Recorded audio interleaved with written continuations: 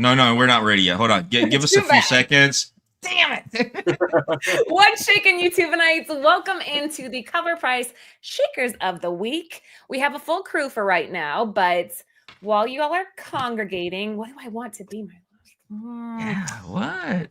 I got it. That one. 1, 2, ready.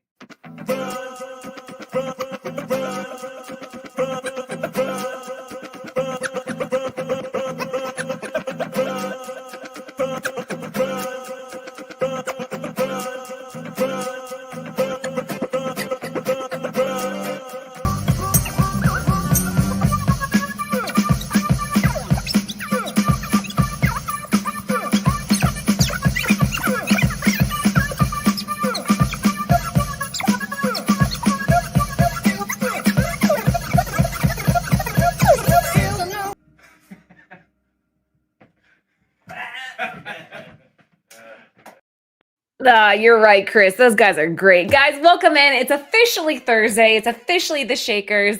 Before we get started, let's do a quick roundtable of hellos. Lando, we'll start with you. What's going on, guys? Happy to be here. Back on the Shakers. Feels good. I've been away for too long. So to finally be with you guys means the world. I'm excited. Yeah. Big list. Big things tonight. Let's get into it. Gabe, you're up and you are muted. I'm here. I know what's up. What's up, everybody? Happy Thursday. It's the Shakers. A lot of fun stuff on the list today, so stay tuned.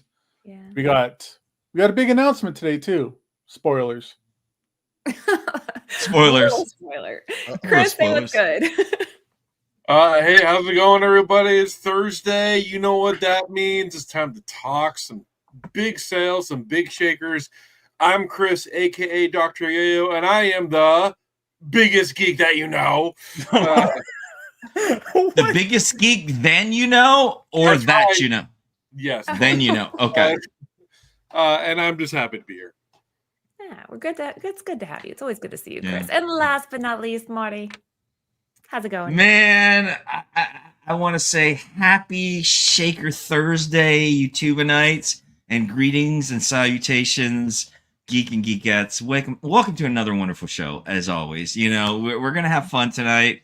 Yeah, we're going to talk about comics. This is my therapy. You know, I give therapy to everybody all week. Now it's my turn to get some therapy. And this is what the doctor ordered, okay? Dr. Yo-Yo said take 2 generic brand comic books, especially, you know, for Jeffrey right there. Jeffrey, you're not feeling so I hope you feel better, brother. The crud's been going around since December. I hope you feel better. I hope if you guys are out there, you're feeling under the weather. I can relate because I was like that for a few weeks a while back. So I hope you guys feel a little bit better. There was snow. I don't know if I mentioned this, but there was snow Tuesday night here in the Panhandle, Florida. And there's rumors now that there's supposed to be snow again in February. And I thought I ran away from all of that stuff. You know what I mean? I've been to many, many places with snow. Not a big fan of snow. Not a big fan of the cold. When you work out there for hours and hours and hours of a time and being deployed there continuously, then, you know, it sucks. I would tell you. It just absolutely sucks. And it's nice to look at here. It only lasts, you figure, you know, it'll last for a day, which it only lasted for a day, but the snow's still out there. There's still black ice out there. Please be careful while you're driving, especially if you're in in inclement weather up north where it gets a lot worse. I know this is nothing compared to, but Floridians are not used to it, man. They're not used to it. But nevertheless, let's talk comics. All right? Let's have fun tonight. Marty, I All right. all the Floridians just freaking out that there's snow in Florida. Yeah. I can't imagine. People were building snowmen on the beach. Let's just say that. Okay? But I will tell you, I have some great videos of my dogs in the snow playing. I tell you what, they've never seen snow before. A couple of them were indifferent about it, but they had other ones just sticking their head, having fun. I'm gonna have to forward you guys the link for. I put together a compilation of a couple things with my bulldogs, man. So I'll send it to you guys. Post that. I want to see that. Post it on your Instagram. I'll definitely. Well, I try to keep my Instagram just strictly comic books and collection and stuff like that. I don't do a lot of personal stuff. But What the hell? I'll post it. I'll post it just for you guys. Thanks. Okay. I appreciate it. The dogs are supporting characters for the show, so it fits. Yeah, Yeah, absolutely. it works. Absolutely. All right, they're wanting us to get started, guys. So before we get started, small announcement here. I think most of you already know that Anthony and I opened a brick and mortar, and we also just recently bought out a store in Arizona that's been there for like decades. So long story short, I've been spread kind of thin, and we decided that it's probably best if I'm not on Shakers anymore. So to take my place, I am very proudly handing the baton over to Lando. So moving forward, he will be hosting the Shakers show. Gabe is still going to be in charge of what's shaken, and Chris and Marty are still going to be their fantastic selves. So you guys are in good hands. There goes cover prices, half the subscription right there. Yeah, you man. know, there goes half the Shaker show right there because No, Lady no, Laura's no. gone. We don't like you. Hi. Just go. Just go already. I'll be here on Tuesdays, but here's the official. Let's move Lando up. He is now the host of Shaker. There you go. So you Well, guys kill it. Have a good show. You guys are going to do great. Laura, you ain't leaving just yet because we got to tell you a little something. We love you and appreciate everything you've done. Like you literally held the fort from the changeover till now. So I know this kind of feels like a breakup, guys. It's not. It's just now going to be Boys Gone Wild every Thursday night. Yeah. But Laura is still Boys here Gone Tuesdays. Laura's still here Tuesdays. So we're it's not entirely a breakup. It's Chris who's getting broken up with again. In reality. In reality. You guys are going to be fine, but get started. We're yapping too much. You guys have a great show.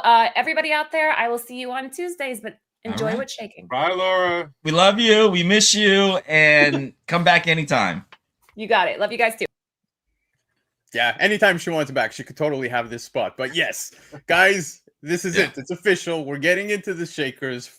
First time, what? Is this the first time it's the four of us? No, it can't be. It can't be. No, we've had us four before, and I think we've had actually 5 of us with Laura on there at one time. Yeah. Yeah. All last week was the 4 of us. Thanks for remembering. Yeah.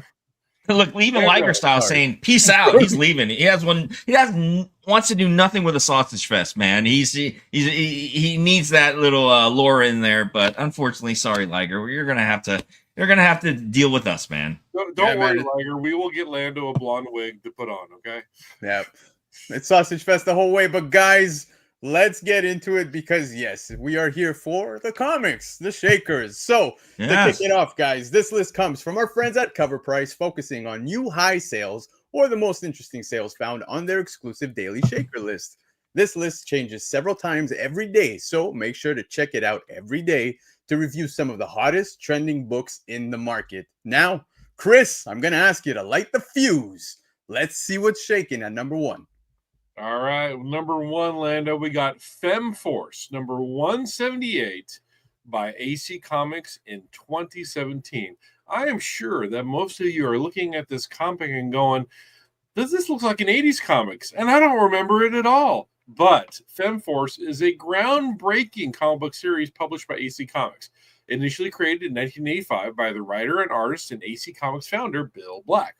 Femforce features the Federal Emergency Missions Force, aka Femforce, a team of all-female superheroes. The team is a mix of original characters and public domain heroines from the golden age of comics. As of today, the series has surpassed over 200 issues, a significant milestone to reach as an independent running comic. Even more so, this comic series is the longest-running all-female superhero team in comics. While it may seem overshadowed by larger and more popular comic superheroes, make no mistake, this series has successfully been published for over 30 years. However, due to a lower popularity than other books, series collectors have had a hard time finding pristine back issues. Not many issues of the series have been graded, but this one might be worth it. Femforce number 178, published by AC Comics in 2017, features a cover illustrated by Jacob Bear with the primary story, Crystal Clear, written by Stephanie Heike.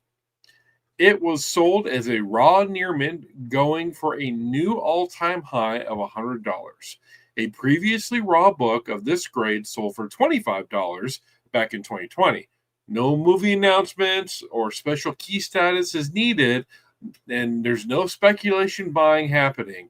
This is just a book that's hard to find, and it may continue to go up in value.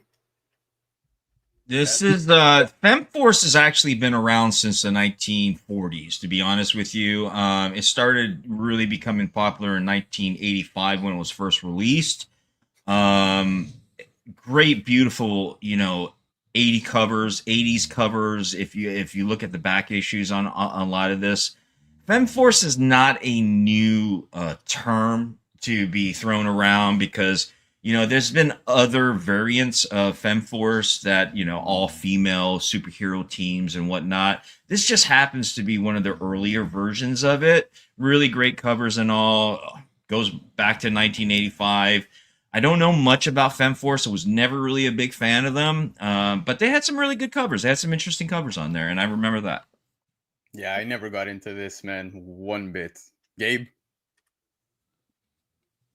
No, I don't know much about this series either. I mean, I've seen a lot of it in collections I've bought over the years and stuff like that, but this is not a book for me that I've ever seen come across that made me go, "Ooh, I want to read about this book." But it's interesting. What did the read say? All of a sudden.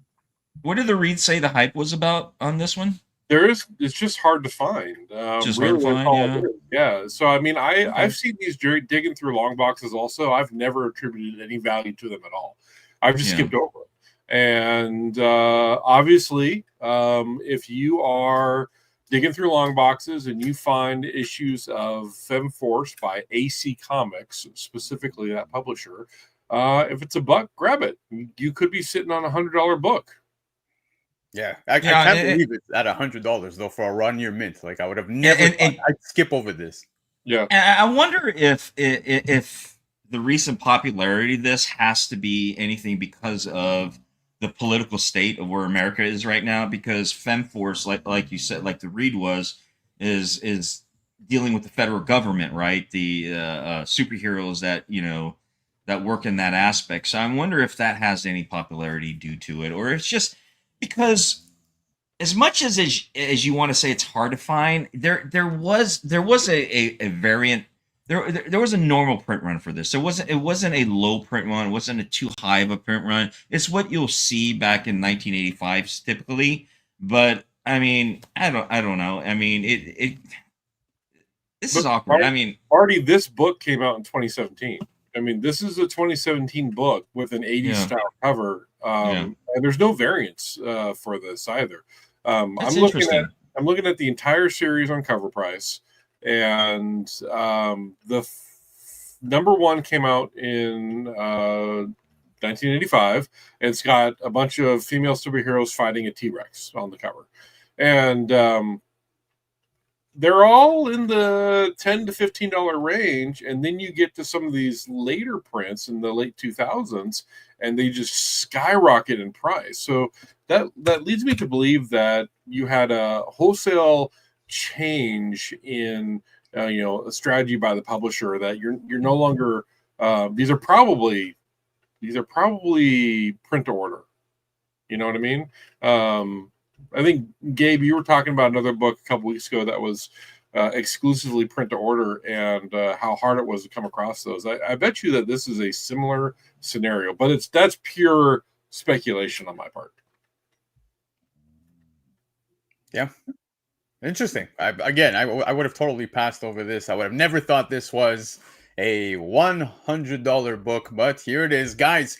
Femforce 178 by AC in 2017. Raw near mint has a top sale of $100. Gabe, show us what's happening at Shaker number 2. Shaker number 2. I love this. Is a cool cover for all you Ghostbuster fans out there. This is Ghostbusters Legion number 1. This is a San Diego San Diego Comic-Con 2004 variant, limited to 1,000 copies from 88 Miles Per Hour Studios. Ghostbusters has become a cultural icon. surviving a long lull from the 1989 sequel to 2016 and 2020 with the movies Afterlife and Frozen Empire.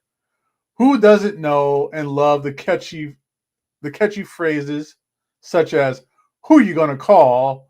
and I didn't write this. So who you gonna call? And Bustin' makes me feel good. There are dozens of Ghostbuster fan groups cosplaying at events and bringing their visions or their versions of the Echo Machine, the Echo Mobile, which has helped to keep the popularity alive over the years.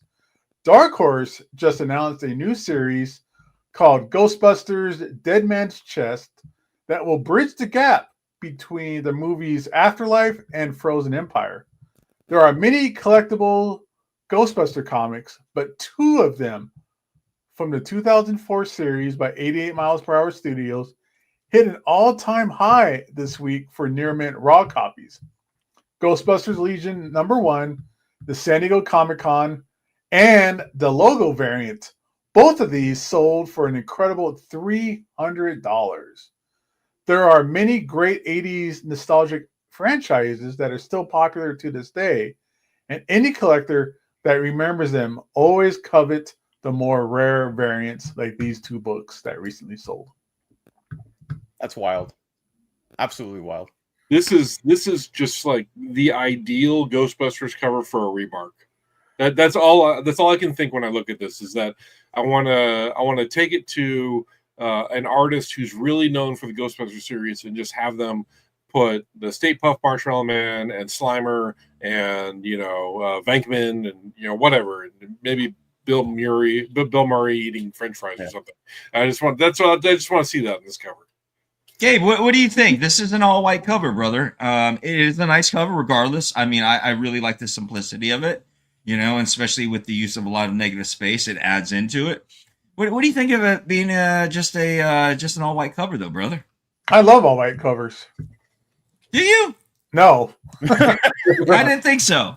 I thought I was in a time warp here. Okay. But there's nothing wrong with all-white covers. You just good luck finding them in like good condition. They're always dirty.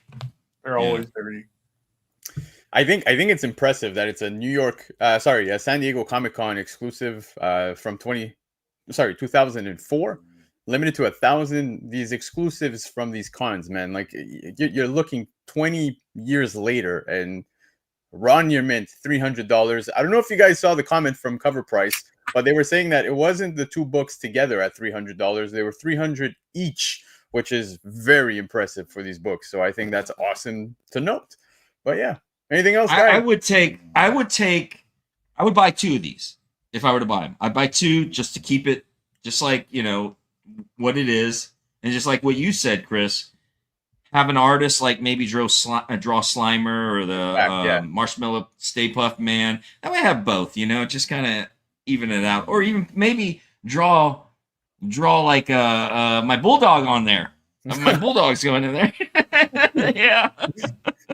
Oh man, snoring right through the machine. Yeah, that would be amazing.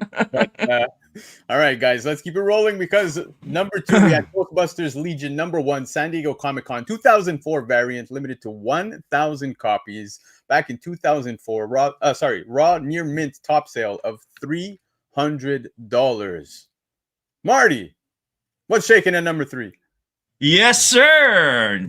Number 3 brings you Hero for Hire #9. You've probably seen this cover before. The issue, this is published by Marvel in 1973, so we're going way back now. This is a year after I was born, by the way. This issue of Hero for Hire contains a classic story that everyone needs to be aware of, especially if you try to stiff like Luke Cage. In issue number 8 of Heroes for Hire, Dr. Doom hired Cage to track down some of the missing robots. With the work completed, Cage attempted to collect his debts at the Latveria embassy, only to find that Dr. Doom has returned home. Luke Cage then goes to Baxter Building, fights the Fantastic Force to a standstill, and takes the Fantastic Car to Latveria. Upon arrival, Cage storms the castle and demands Dr. Doom pays him $200. The 1970s dialogue is very campy and includes Cage saying, "Where's my money, honey?" Doom responds with, "Money? What money are you talking about? You mean the money I owe you for tracking down my robots? You came all the way here for that? A paltry $200?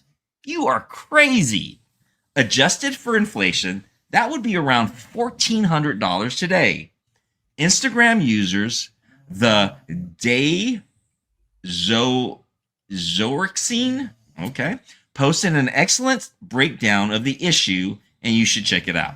The CGC census reports over 280 copies, with only 17 and a 9.8. Recently, the Zanny Marvel book rated at a 9.8 sold for $1,020. Let me go back again. The earrings. I don't know. Somebody help me out with that one, man. The Deo Experience. Yeah, that too. But yeah, okay. I came very close to using my first video. It's right nice. I think Gabe would agree with me. It's nice to see something that comes back in 1973, especially with Doctor Doom. Not a huge fan of Luke Cage myself, especially for Heroes for Hire, but I was a huge fan of Luke Cage and help me out, guys. Iron Fist. Luke Cage and Iron Fist. Do you remember that? I used to read that religiously along with Amazing Spider-Man when I was younger, man. Really loved that storyline. And when they also would do like Marvel team-ups with Luke Cage, Iron Fist, and Spider-Man, I always was a big fan of that. Yeah. What a wacky story. Very wacky stories, man. Oh, there's I mean, you got to remember, just like the $200, you check for inflation. What is it, inflation nowadays and stuff? Very much like the storyline. I think we've talked about storylines before being very, very kid-like, very cheesy, just for kids, kind of a storyline. We don't see that very much nowadays. Of course, a lot of that has evolved into what we see in writings today. So you'll get like, oh, by the way, speaking of writing, I did actually finally read Ultimate Wolverine. I really enjoyed that. I actually really enjoyed that. It was very interesting, So I'm interested in where it's going to go with that. Yeah, it's a wild. It's interesting. I mean, they I don't know if you guys read it, but they already took out. Who was spoilers? Okay. Should I spoiler? Yeah, should I spoiler? No. Nightcrawler. They already took out Nightcrawler. Oh, come right? on.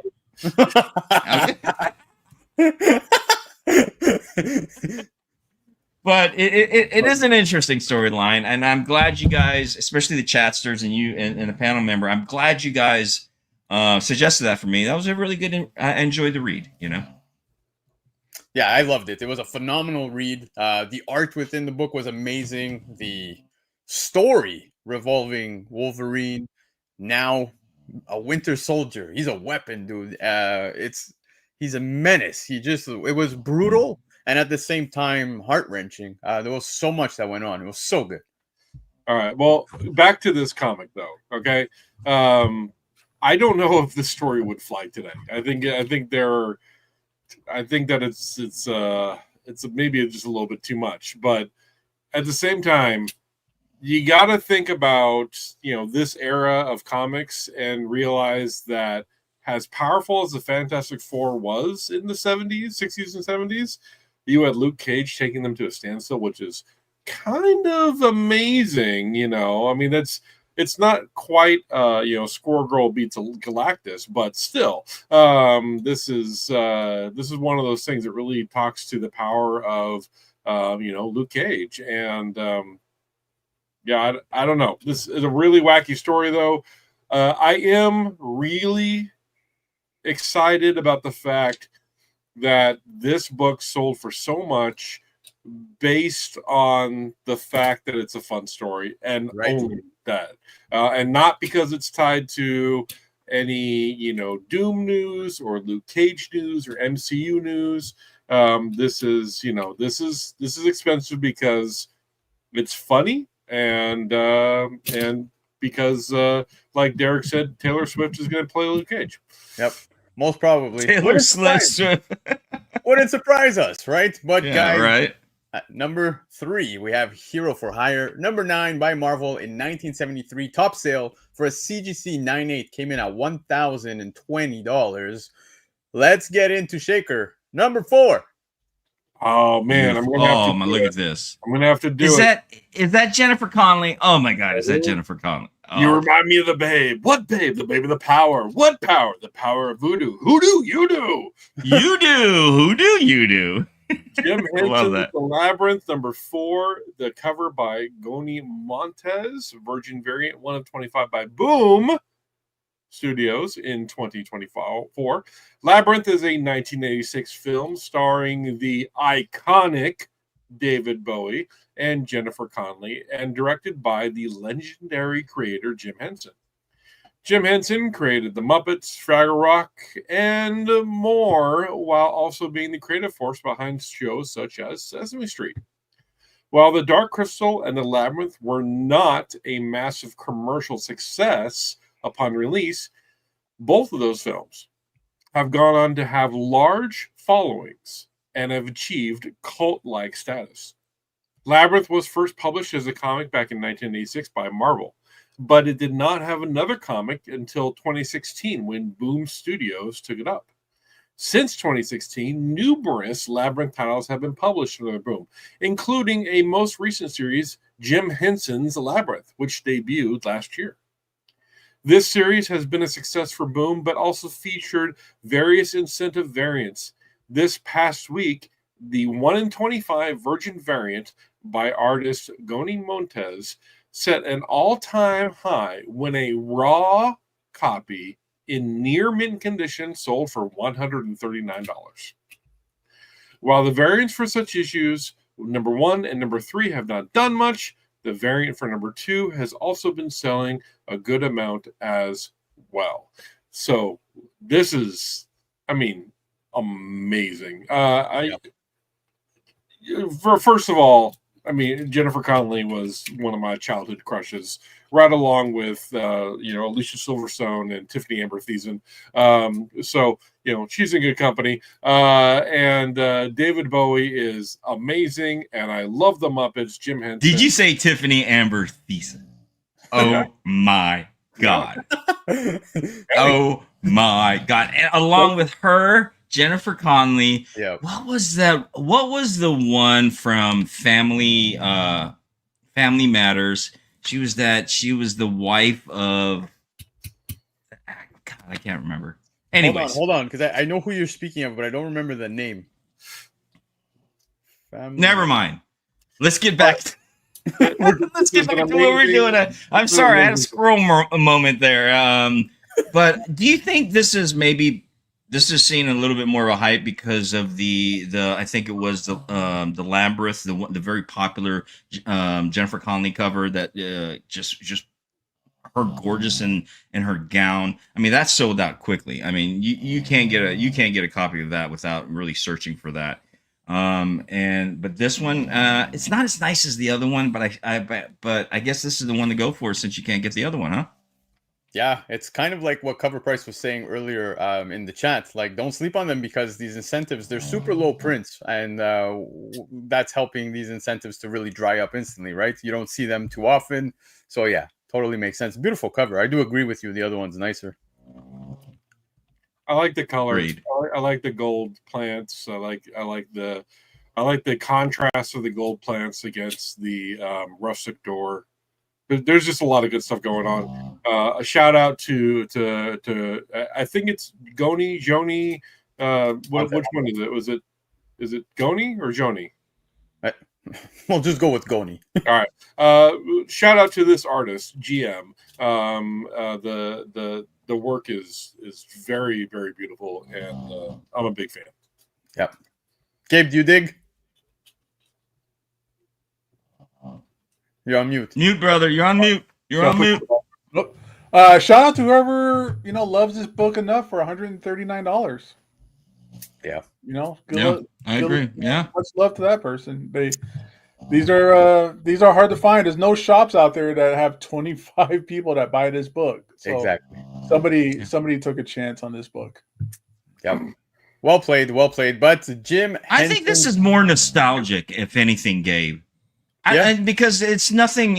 I mean, it's. I don't think it's so much of taking a chance to see where it goes, or if there's some big news about a second remake or anything like that. I just think it's just the straight nostalgia when it comes to this book. No, I mean, whatever shop bought this in the first place took a chance. Yeah, because no one has 25 pull boxes. Nobody's asking for Jim Henson's Labyrinth, Yeah, yeah, exactly. But anyways, Jim Henson's Labyrinth number 4, the Montez Virgin variant. It's the 1 in 25. Boom Studios top sale, raw near mint, $139. Let's talk about Shaker number 5. All right, Shaker number 5, coming from Marvel in 2009. This is New Avengers number 54. Brother Voodoo, also known as Jericho Drum, first appeared in Strange Tales 169 back in 1973.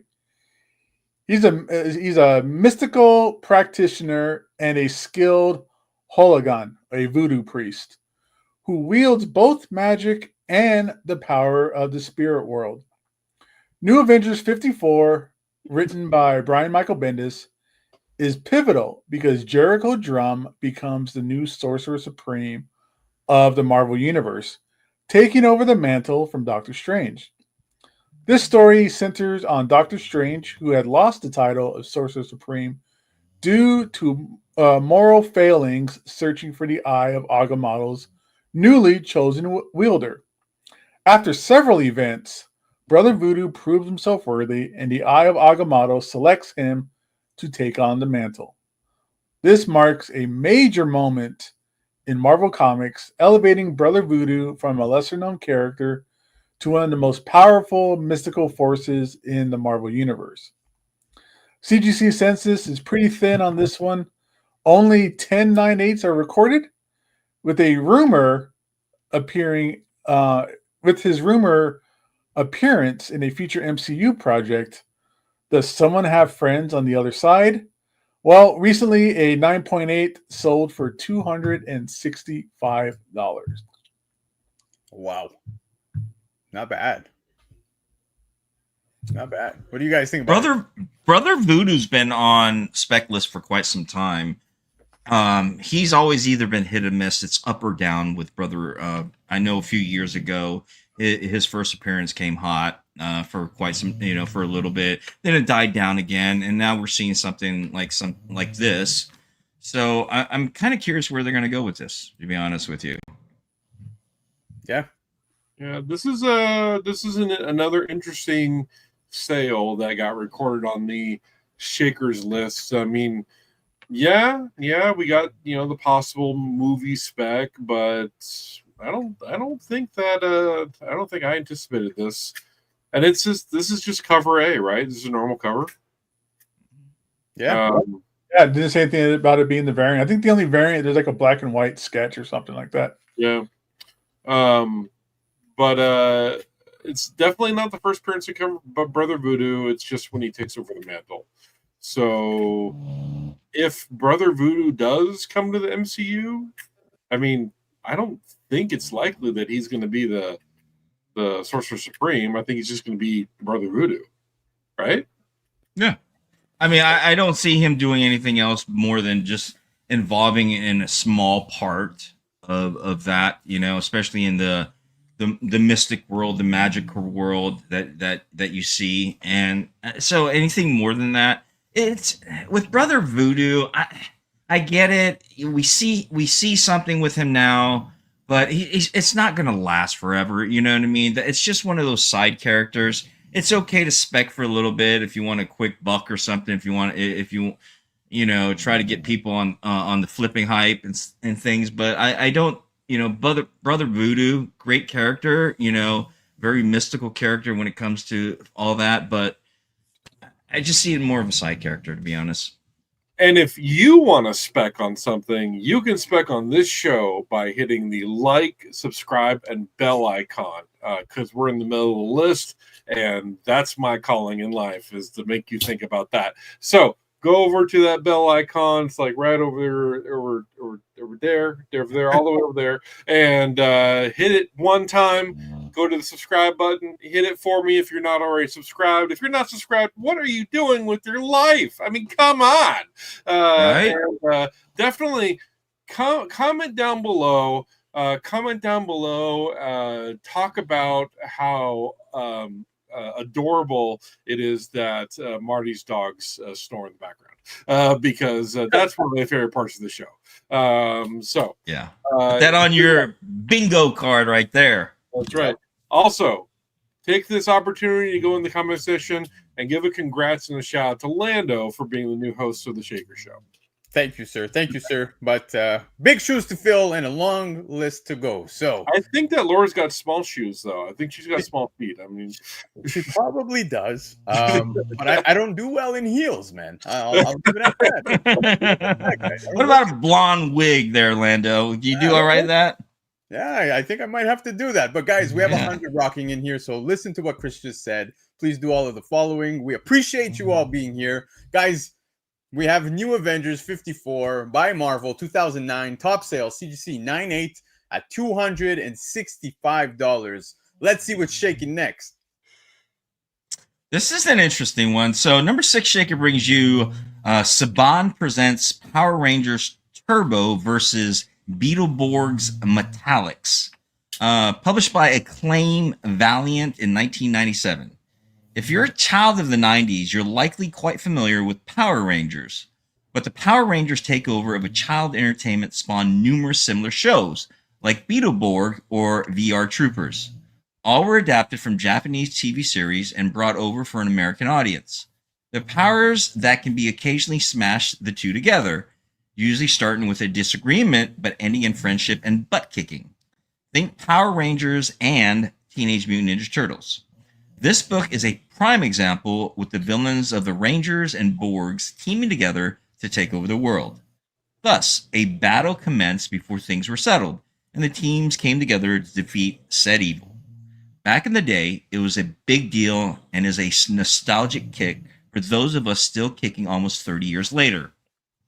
It's a relic of the past and a book that doesn't come up often. It wasn't a highbrow collector's piece, but something to be read repeatedly, and that they were. However, some decent copies have survived, and with a near mint raw copy recently hitting the market and commanding $175. The last high sale of $100 is late 2023, pales in comparison.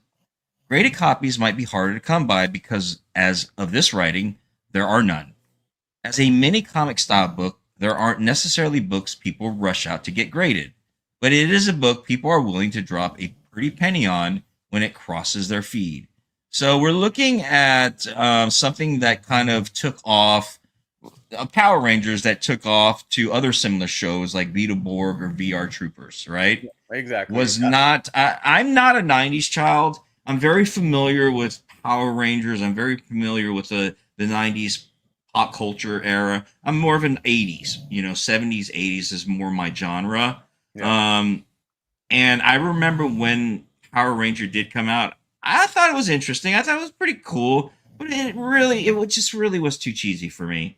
Even for the 90s, even coming from an 80s kid, I just felt it wasn't for me. I just can honestly say that. Yeah, dude. Look, I'm a 90s kid. I was born in 89, so I grew up through the 90s watching Power Rangers like an animal. That's all I did. I binged this. I lived for it. I loved the movie with Ooze. I'm sure you guys might remember that. But when things started to shift and, we started to get Power Rangers Turbo and things like that, I was kind of over it, right? And I wasn't really jiving with some of these new characters. But this is a neat book because I've never seen it before. Chris, Gabe. Yeah, this is pretty weird. Here's something a little bit of geeky facts to chew on. The Power Rangers and the Beetleborgs take place in different universes, so a crossover like this is interesting to say the least. But in the Beetleborg universe, Power Rangers is a TV show, and in the Power Rangers universe, Beetleborgs is a comic book. So weird stuff. This is just this is definitely one of those 90s books that that's just it's pure 90s. I don't know what to say. Anything Power Rangers in this time and Beetleborg during this time is just pure 90s. The only thing you're missing is Battletoads. Yeah. Gabe, how does Power Rangers fall into your I was a fan of Power Rangers. I mean, I'm not gonna lie, it was mainly because of Kimberly. Yes. Yes. Yeah, like the Mighty Morphin Power Rangers, I was a fan of. Like, I saw the movies in the theaters and everything like that. Again, all because of Kimberly. But after that, when it started changing casts, I fell out of it after that point. Same. Yeah. Once Kimberly wasn't there, I had no reason to watch that show anymore. She was the pink Power Ranger, right? The first one with the brown hair. Yep. Exactly. So, I've heard that Amy Jo Johnson, when she goes to comic signings, and for some reason, people like to tell her that, "Oh, you were my first crush as a kid," and she hates it. She hates being told that. Why? Well, she needs to get over it because facts are facts. Facts are facts.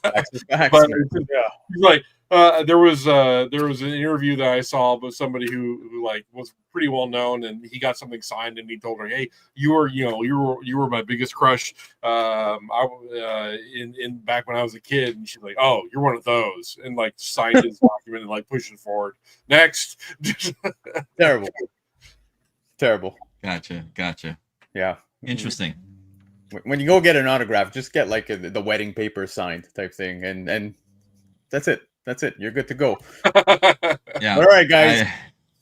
Power Rangers Turbo versus Beetleborgs Metallics. Acclaim Valiant. 1997. Top sale run near mint $175. Let's see what's up next. So here we have Shudder, number 25. This is the Brandon Graham variant by Image Comics in 2016. Shudder was a comic published by Image Comics that debuted in 2014. The series ran for 30 issues and ended in 2017. But during its run, Image Comics celebrated 25 years in comic business. As a way to commemorate that anniversary, Brandon Graham was tasked with the art duties to do a cover B for issue number 25 of this series. That cover features iconic Image characters such as Spawn, Glory, Savage Dragon, Witchblade, Invincible, and Shadowhawk. This cover is honestly just all of the 90s goodness, and the very excellent cover by the Glory and Prophet artist. This cover has seemed to catch on with collectors as well, as prices have been climbing. This past week, an all-time high sale when a near mint raw copy sold for $80. This book may be hard to find, but is worth keeping an eye out for. Huh. Interesting. That is really, really interesting. Yeah. So, I mean, you can see all the Image characters there on the cover, sitting around a table and eating. I like that. Who's the character on the left? The white-haired, scarred, armed character. Who is that? I can't tell. Shoot, I know it. Dang it, I know it. It's an extreme character. Well, I love the fact that their chair is so much bigger than everybody else's. Yeah. Well, we don't see Savage Dragon's chair, so yeah, that's true. Yeah, but I know Gabe's a big Savage Dragon fan. Do you have this cover? No, I don't. I've never read Shudder. I do like the. Is this a Brandon Graham cover? I think it might be a Brandon Graham cover. Yeah. It's you got all the top-notch Image characters. You know, that's Glory. Thanks for the chat. That's Glory. We got Invincible. We got Spawn. We got Savage Dragon. We got Witchblade. We got Shadowhawk breaking people's backs. So it's cool to just have all the top-notch Image books characters represented here. Yeah. Marty? I got nothing, man. You guys said it all. There you go. Well, all right, guys. Shudder 25, Brandon Graham variant by Image in 2016. Top sale for a run near mint was $80. Let's see what is shaking at number 8. Marty. I just read. Oh no, Gabe's mute. Gabe. Gabe's mute. Come on, Gabe. It's I'm just Marty. making sure you guys figure out who's going to go because It's it's you, like a little bit of understanding. All right. So number 8, we're looking at Space Ace, number 1, cross-gen, good old cross-gen, 2003. So 1983, a revolutionary video game, Dragon's Lair, would Yes. hit the arcades, stealing a lot of young kids' precious quarters and creating a new type of gaming that leveraged Laserdisc technology. It would become an instant classic, even as difficult as the game was. Just a few months later, Space Ace would be unveiled, and even though it wasn't as well received as Dragon's Lair, it would still become a classic game. Space Ace came with enhancements that would help gamers, such as selectable skill levels, cadet, captain, or Space Ace, and multiple paths through the screens. Space Ace received a short-lived TV series and a sequel video game like its predecessor. If you've been reading the weekly Shaker Report, you know that video game adaptations have heated up over the past year. So when a graded 9.8 comes to market, it sells for $299. With a gorgeous cover by artist Fabio Laguna, this issue was limited to 1,000 copies. It's notably part of a connecting duel with Dragon's Lair number 1, also featuring a cover by Laguna that's limited to 1,000 copies. When placed side by side, these covers form a cohesive image celebrating the connection between the two series. This new sale for Space Ace is almost triple the price of the last 9/8 in May of 2024.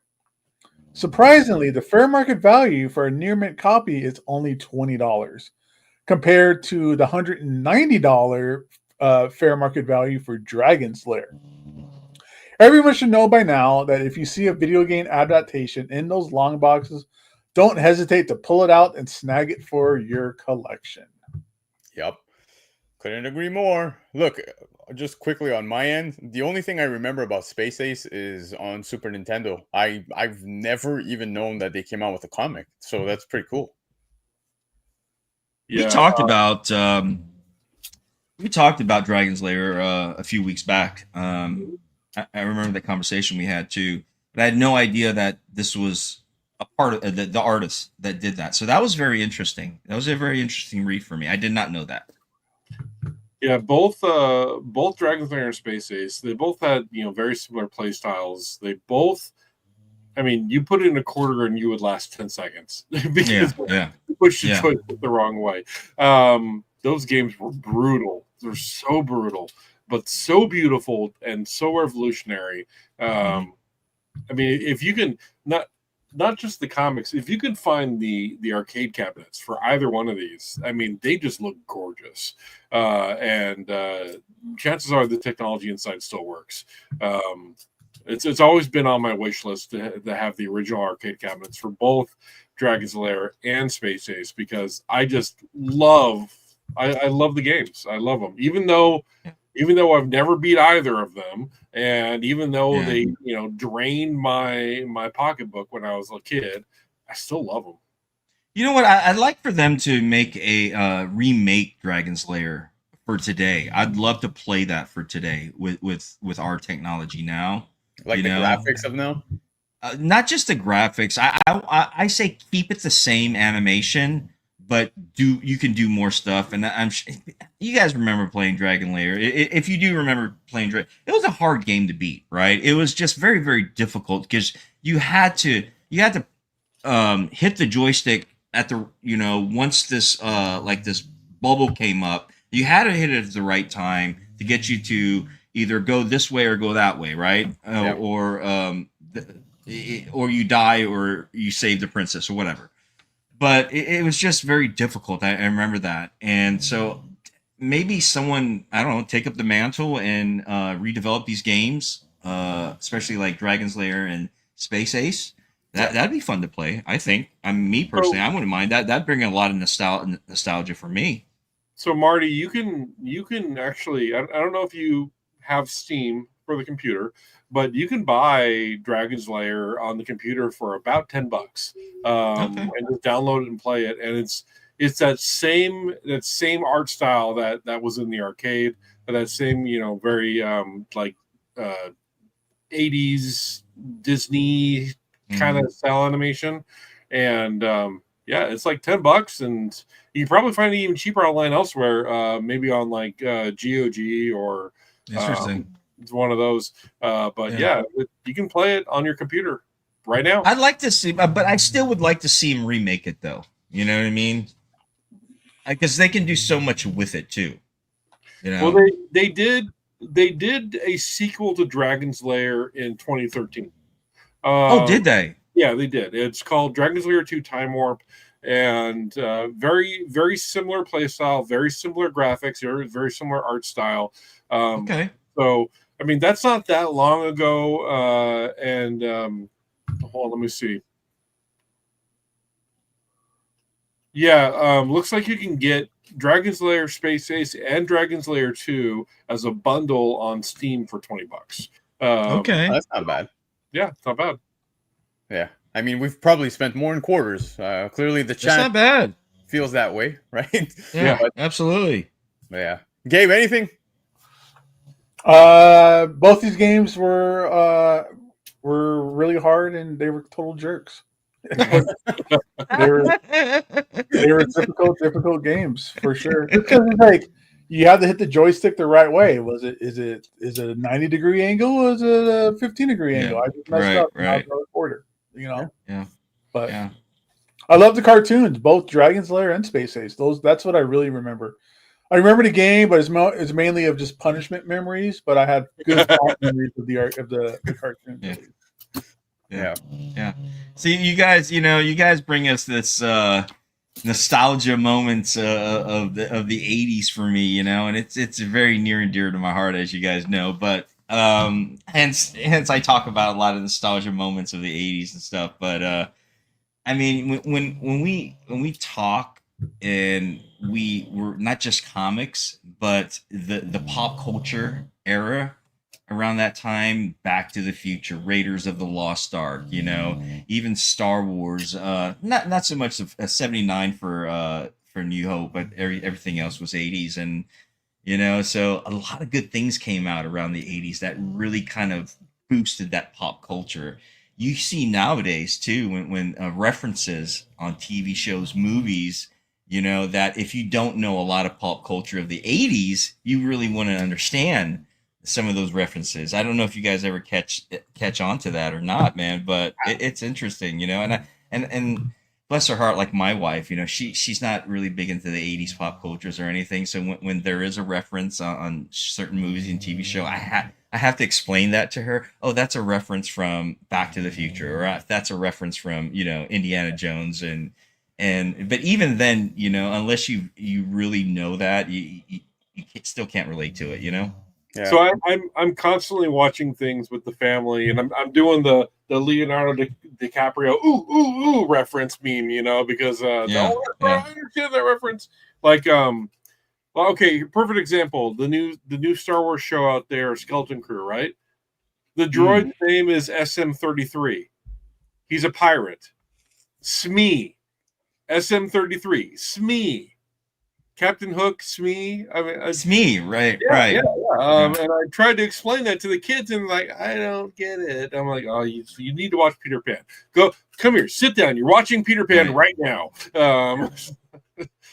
I just want to highlight somebody who was in the chat, because Derek, I was so close to hitting it, but Chris saved the day. So Chris, congratulations, you saved Marty from another reminiscing video.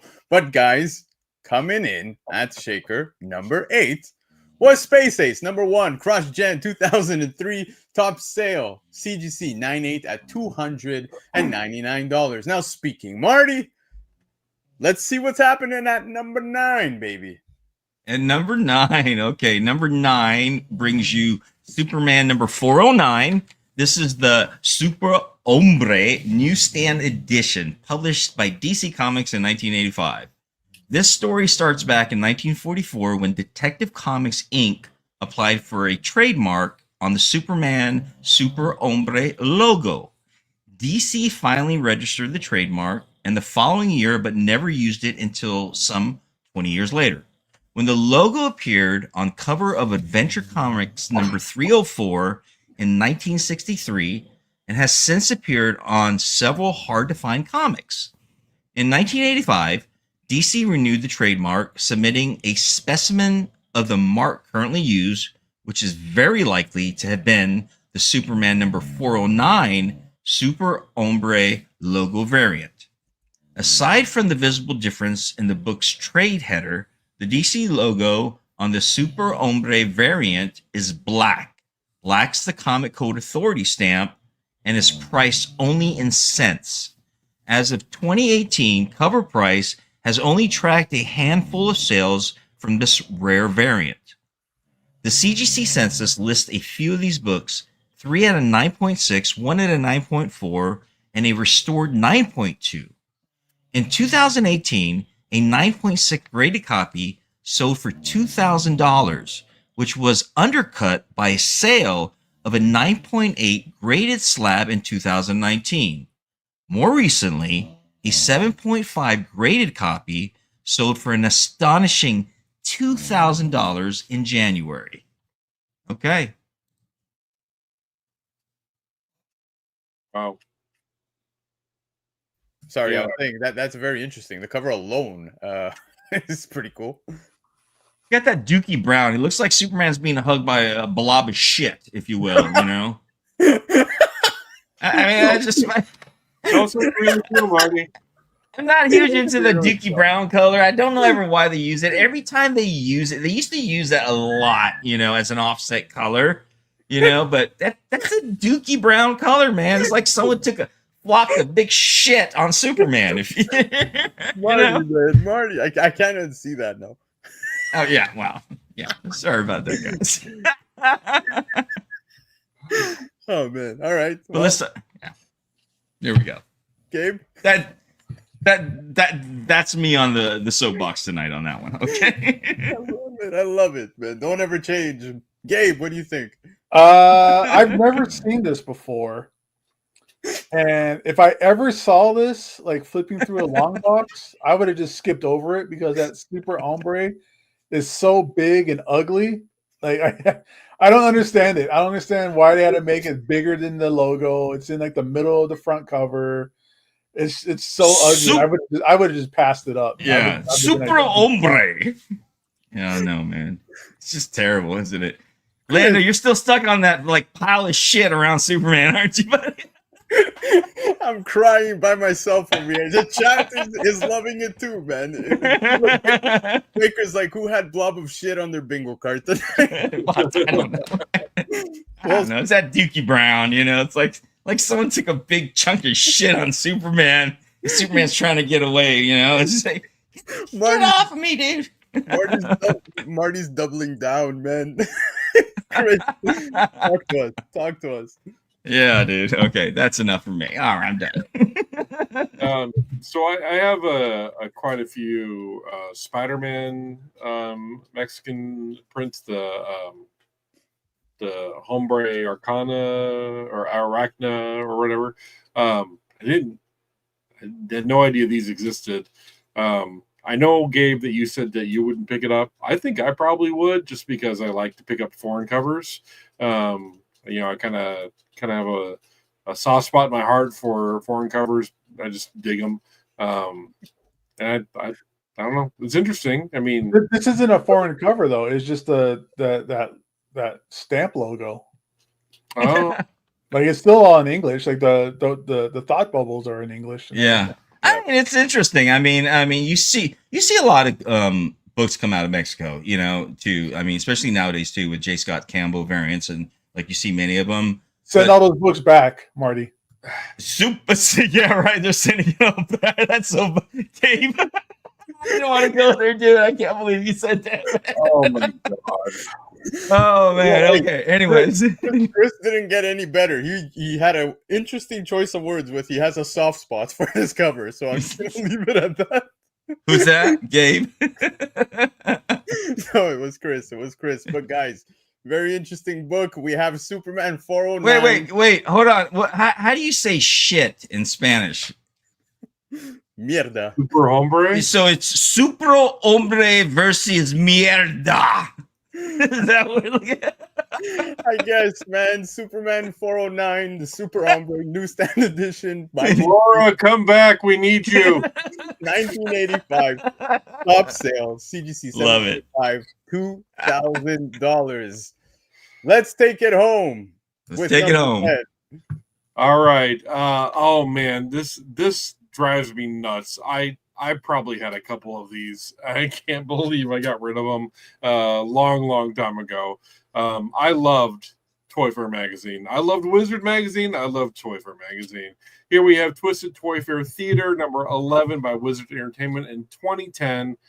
We have Twisted Toyfare Theater was a recurring comic strip in Toyfare magazine that used Mego toy figures posed in humor scenes with word bubbles added in a fumetti style, which means photographed instead of illustrated.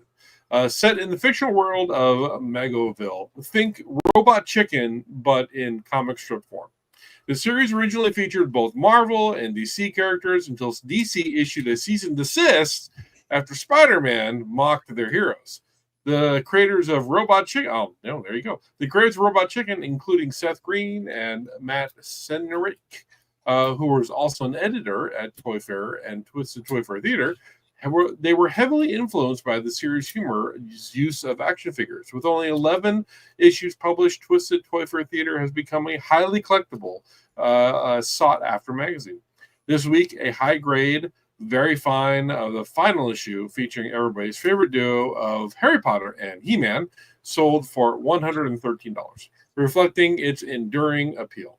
Expect other issues of this short run to see similar spikes in value. Man, I had every single one of these. And then back in 90, I had every Toyfare, and then back in the 2010s when they did Toyfare, the Twisted Toyfare Theater, I had every one of those also. And I got rid of them when I was doing a cleanup, and I'm really sad because now they're worth money. Isn't that crazy, man? You never know. I mean, there are. I don't know how many times I can count just throwing stuff out, just cleaning. Just trying to make room, trying to narrow things down in the house, trying to make room for things. And so you just go through things, and I've done this so many times, and I kick myself in the butt for it. You're just throwing things out. You're taking things to Goodwill or whatever, man, and you find things like things like this. One of the things I regret and I can't find anywhere is my old Star Wars VHS tapes and my Back to the Future ones and my Indiana. I had the original VHS tapes of it, even of the Star Wars ones, and. So a lot of things that you don't see now in what you see like in Star Wars or Back to the Future, I had on all the original VHSs, man. I wish I really kept those too. But I think idiot self of mine, just trying to make room, just throwing stuff out, not even thinking about it, unfortunately. The funny thing is that just in the last few years, I've really become a fan of buying like dead media, right?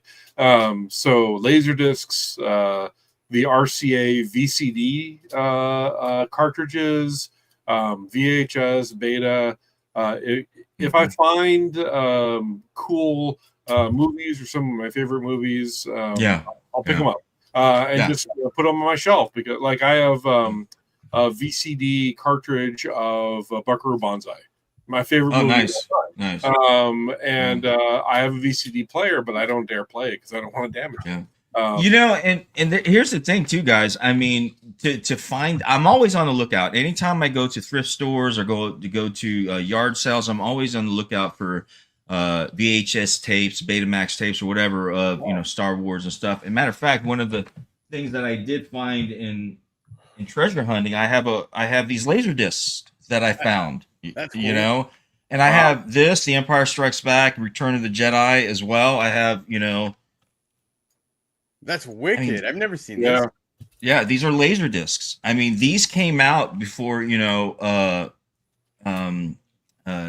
DVDs and all that stuff, and they were huge. George Lucas didn't want to do DVDs because he was unsure if that was going to be the final format.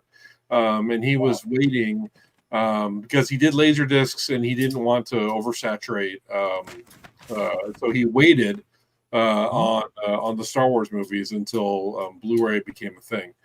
And then he went ahead and released everything on DVD anyway. So One of my favorite covers, of course, and if you guys are into Star Wars, The Empire Strikes Back, the original cover, Let's see that. Look at that, man. Isn't that gorgeous? Oh, that's dope. Gorgeous cover. yeah, Classic, man. These are classics, So Yeah. And I'll- you got these at a garage sale? you can find. I'm always on a lookout. I bought those at a thrift store, actually. Wow. But you can always find these. But that's the problem. You got to get there when you get there, because even now they're catching on of what things sell for. So anytime like comic books or anything that looks of collectibles, they'll go online, find out how much it's worth, their value first. So it's not like you're really getting a big deal if they already know what about it.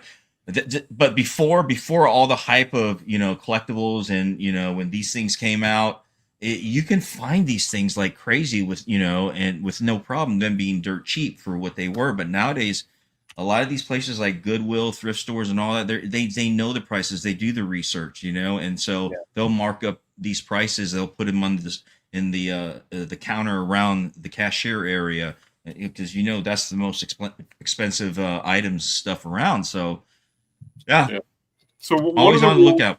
One of the rules that we have in my house is that my hobbies have to pay for themselves. And so I'm constantly buying and selling things on eBay, and I will go and I will buy big collections of laser discs for like $50 each, like 50 cents each, usually at the flea market that's here in town.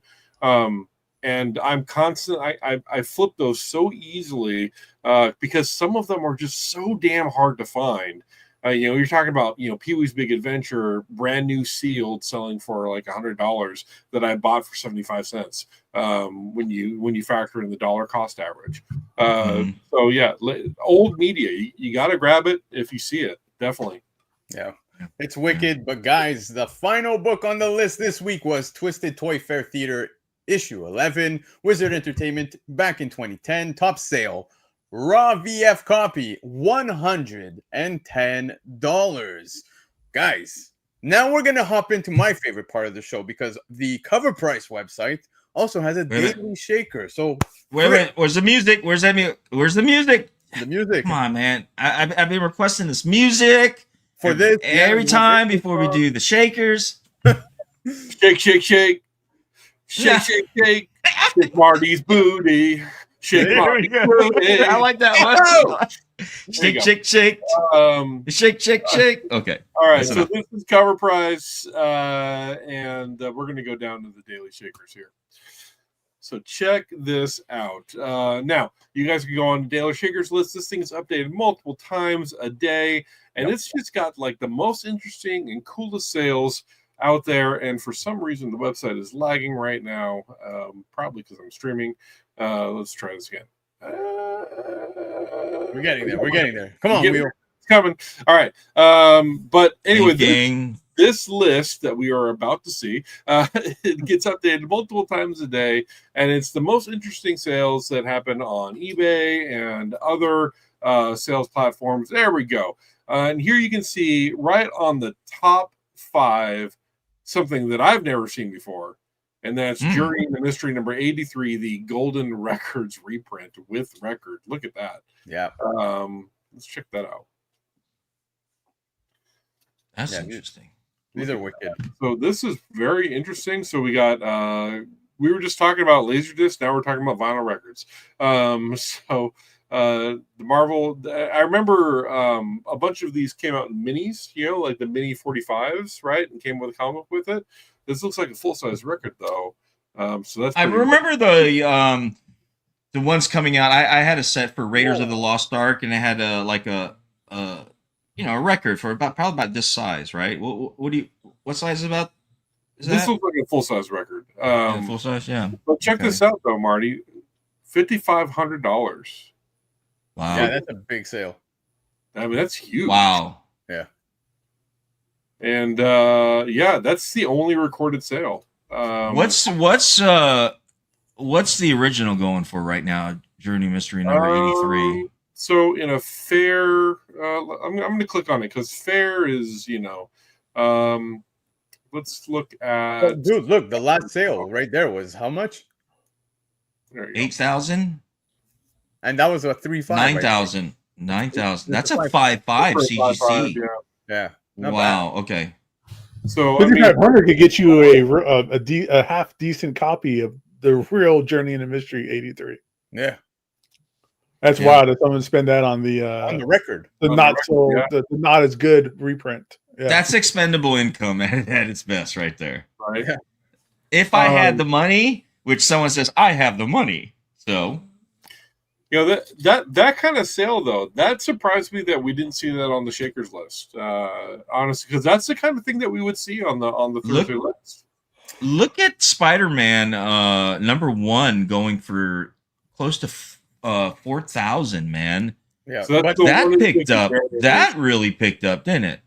To be honest, did that go down? It's actually come down. Yeah, that's what I was going to say. Has it? I was like a $7,000 book at one point or something stupid like that. Exactly. Yeah, Gabe is. There we go. 7,500. Yeah, you're right, Gabe. It was 7,500. I didn't realize that was going for that much. I mean, it was surprising. Yeah, I was surprised to see it for that much. Yeah, it's crazy. Yeah, man. Interesting. So 608. Go to Batman 608 real quick, man. All That's right. the Jim not this right book, there. man. Damn it. This is like a grail for me. I love this cover. 608 Batman. Yeah. Gabe, I remember we were talking in DMs about 608 with multiple different covers, and you mentioned that to me, that this is your grip. Yeah. I have a friend that has a 9.8 of it, like triple signed or something crazy like that. So how important is that friendship is my question. Yeah, 608 Batman, 608. So this is just the RPR, the RRP incentive, right? Yeah. Okay. What does that stand for, RRP? I'm personally not too sure, but cover price, that's the cover that myself and Gabe were talking about in DMs. So if you scroll down, Chris, check this out, okay? There's a Burbank edition, and I had talked about this 2 Sundays ago on my show. Go down. Yeah, the RRP was a retailer event. Continue. And these were handed out to only retailers that went to like this certain conference or this certain meeting. So they're really hard to find. Keep it going. Oh, so I have that one game. Last one. See, if you scroll up the Jim Lee McFarlane's Jim Lee cover, the Batman, the 608 right there, that variant. The second print. Yeah, I have the Superman one. I can't. It's just these are hard to get, man. They're not hard to find. They're just hard to get. Yeah. So this right here, the page punchers, I think I have like a dozen of these action figures with the comic, just because I picked them up in the collection. That's cool. Yeah. Back to the list, Godzilla 35-cent variant, the newsstand of Star Wars number 1. Let's see here. This would be the first scrolls, right? Fantastic Four FF2, right? Yeah, FF2 on the list and FF3 on the list. Interesting. Here's one that I haven't seen on the list before. Teen Titans number 34. Yeah, same, man. It's a top two.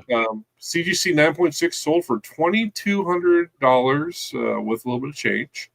It's not a key or anything. It's just it's a 9.6, man. It's a 9.6 from a 70s cover. So sure. Yeah, 9.6. Wow. What's on the cover? Is this Neil Adams or is this Nick Cardy? I'm trying to figure out who the artist is on this. It's not Adams, man. That's who is that? Go down. Does it show the artist? I don't know if it Cover tells you artist the on info there? here. No, it doesn't show the artist, unfortunately. But I can look at my other window. Art by George Tuska. Oh, Cover George by Tuska. Nick Cardy. That makes sense. Nick Cardy. Cover by Nick Cardy. Oh, I was right. Okay, excellent. Beautiful. Yeah. Middle square for the win, Gabe. Yeah, we'll get the square. It Middle square. is Uh, it. Yeah, look at that one. Yeah.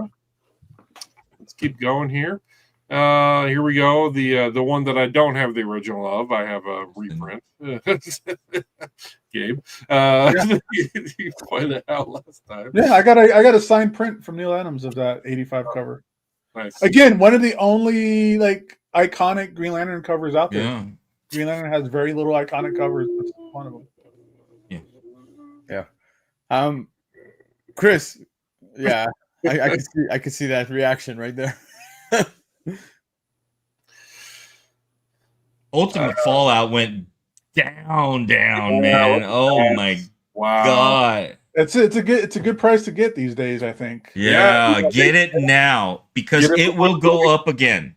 It's going to go up again. Yeah. Once we see, once we hear a little bit more about Miles. Chris. So this is a good time to buy. Go up one more row to the Swamp Thing 37. Somebody's Sure. asking about it. I have. Thanks. I got the chat covered with this window. So All right. first fear prints of John Constantine. Yep, Yeah, I this had is the that. book I There wanted were to talks. I'm There gonna were get a talks talks of- more run, but this is the book that's preventing me from getting the whole run because this is like a $300 book raw. Is it really now? Yeah. Oh my god, Oh, it's going yeah. up then. Yeah, VG. You saw that? It was what, 100? Yeah, I don't want a VG. I'm not. Yeah, I'm, you not want I'm not a dirty person. to. What am I, a peasant? But yeah, No, this is a wonderful, wonderful cover. Dude. I was really disappointed that they did not continue the series. Did you guys watch the Swamp Thing first and second season? Oh yeah, they have that weird back and forth between like Max and HBO and Yeah, that kind of yeah. Austin couple. It was because it was just so much. It just the production was so much. It cost a lot of money, but you could see why. If you ever watched it, it was well done. Really enjoyed that series. I wish they would have kept on going. Unfortunately, Yeah. And another one was Constantine. Constantine was in talks of actually when they had the show and then they canceled it, unfortunately. But then there was talks of bringing him back as well within movies. So, but nothing came out. Kind of went down because the price for the first appearance of Constantine went up for it because it's not the first time you saw this. And then it's down again, so we don't hear any news. But I think that's going to come up. Hence why it's still a key up on there. If you can get it, still get it.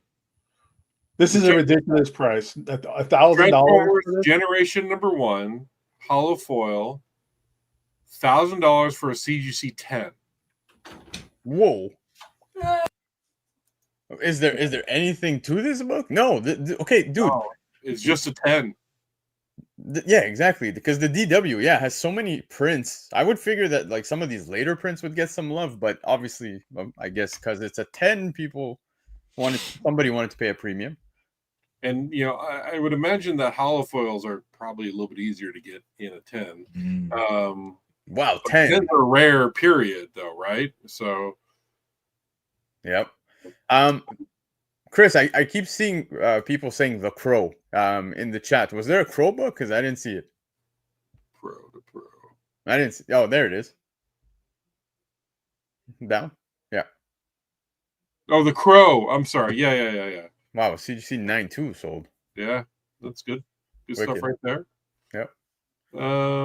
One of my favorite X-Men covers right here. I got a couple of these. I think mine's newsstand though, not direct. Yeah, there's so many good books, man. Look at that. Yeah, classic cover. Yeah, I got the newsstand edition. Always Go to the Vampire Tale right there. Go to that one, man. Okay. 1973. That's Yeah. a crazy cover. Look at that, man. Who's the artist on that bad boy? Yeah, Damn, that's good. that looks It gives me Satana. Frazetta vibes. Beautiful, man. Yeah. Yeah, let me see. I'll tell you in a second. So this is the first appearance of Satana, Sister, yeah. Hailstorm, cover by. Wow, it's buried in here. So it says it's a Domingo. Okay, all right, Domingo. Okay. There you go. we'll go with that. Thank you for that. Yeah, $1,200. Wow, that's crazy. Let's see here. So what else? Oh, we got the Toy Biz second print with the white error, right? Crazy. Absolutely crazy. That's what, a 9.8 or a 9.6? 9.8. Jeez. Yeah. 750. Oh, that's interesting. Here's a Ghostbusters Taxi Driver homage. Yeah. $1,100 for that right there. Wow. That's a wicked cover, though. It is very cool. Yeah. Yeah. You guys, I don't know if you guys feel this or not, but it's such a different feeling whenever you look at these things, like say online, like what we're doing right now. But then when you go to a convention with everything going around, and you're seeing all these wall books, all these key books, and you're just looking at them, you're just like, I want. Wow, look, my God, give me. It's like, just being overstimulated. Do you guys get that feeling? The difference between that, or am I just smoking too much of super hombre poo or whatever? I already knew where you're going with that, but no, man.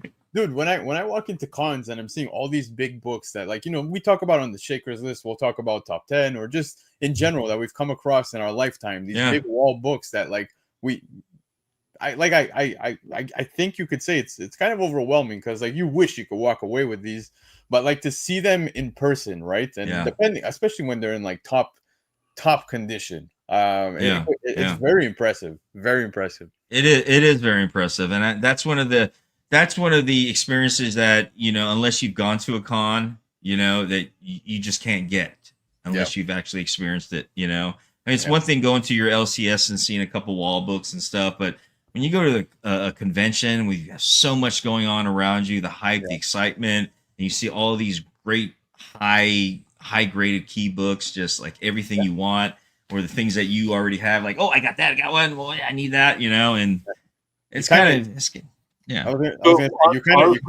the thing that makes me the most nervous when I go to cons and I'm starting flipping through like the short boxes or long boxes, and I see like stickers for prices, and they're like, oh yeah, $1,000, and it's just raw in the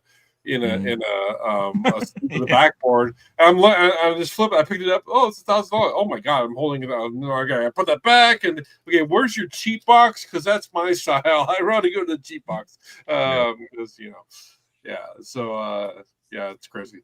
But hey, Cover Price is a great resource. You guys should definitely check it out if you're not already. I use it to track my collection and figure out what I want to keep, what I want to list, and what I want to bury. I couldn't ask for more. So, hey, that's your shaker list for this week. There you have it. Awesome, man. Great job, brother. Great job. Had fun. Not bad. We did okay, right? We miss Laura. We definitely miss Laura, but I think we did okay. Of course. Yeah, we did great. I think we did great. We always do great. You do. You guys definitely do. But before we take off, let's go around the horn and say our goodbyes. Let's start it with Chris. Hey, well, again, it's Thursday. You know what that means. It was the day to hang out with us and talk about our shakers, the shakers that are happening on Cover Price. Hey, there's a lot of shows from Cover Price that happen. So if you're not following this channel, you should be doing that because we got the Tuesday show, we got our show on Thursdays, there's a Friday show, sometimes there's a Monday show. There's a lot of stuff going on. The best way for you to stay informed is to subscribe. So definitely do that. I'm Chris, aka Dr. Yo-Yo. I am the biggest geek that you know, and I am just happy to be here. Hit me up on Instagram at Dr. Yo-Yo.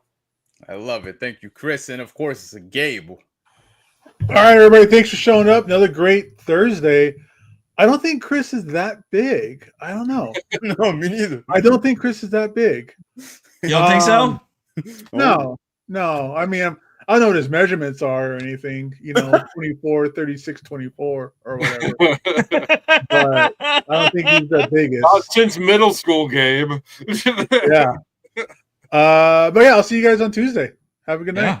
Hell yeah. Awesome, man. Hell yeah. Marty. Oh Take man, us what home, another dude.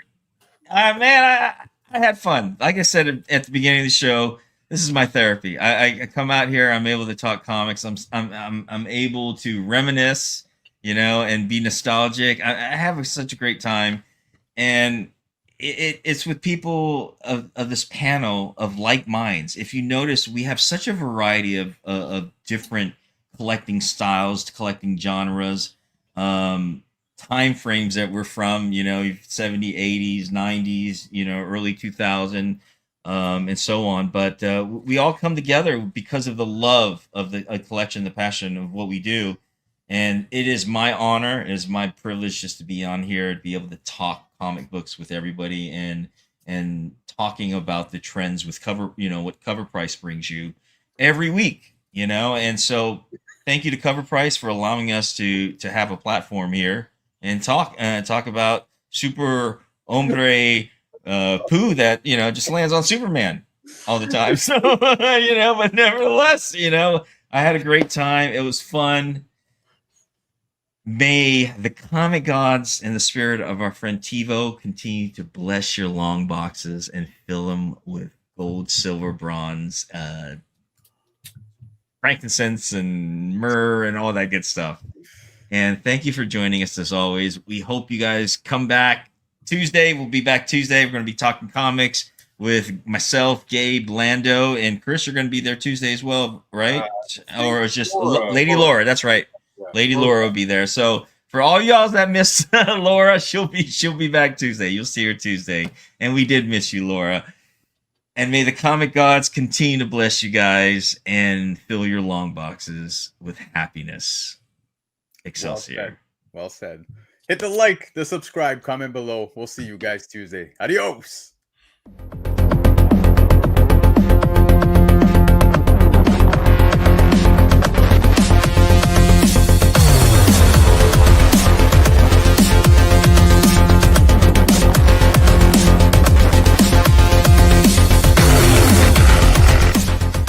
For the entire crew, this is T-Bo saying keep digging in them long boxes. Peace out.